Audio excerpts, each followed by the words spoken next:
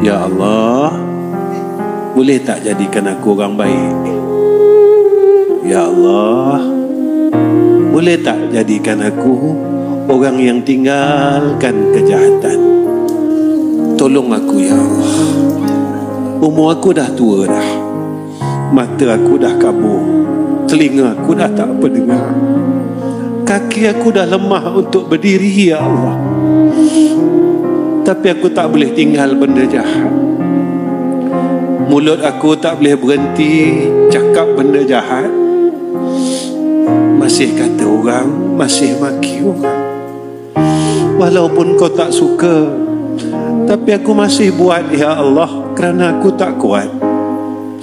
Boleh tak tolong aku? Telinga aku ni ya Allah masih jahat, suka dengar benda tak baik. Tapi aku tak boleh dengar Quran hari-hari. Aku tak boleh dengar orang cakap benda baik.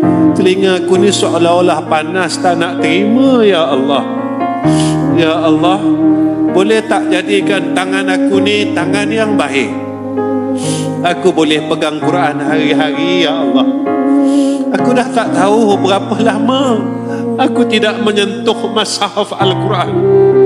Aku dah lupa ya Allah, bila kali terakhir aku memegang kitab-Mu, bila hari terakhir aku memegang mushaf-Mu, bila hari terakhir aku melihat akan kalam-Mu ya Allah.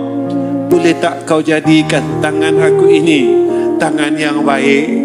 Jangan jadi tangan seperti mana dulu lagi ya Allah. Ya Allah, bolehkah kau jadikan kaki aku kaki yang baik? Kaki yang ringan nak pergi masjid, kaki yang ringan nak pergi majlis ilmu. Kerana Nabi janjikan pada kami ya Allah, Nabi tak pernah cakap bohong. Nabi kata orang yang berada di dalam majlis ilmu, maka Allah engkau akan berikan kepada kami ya Allah sakinah.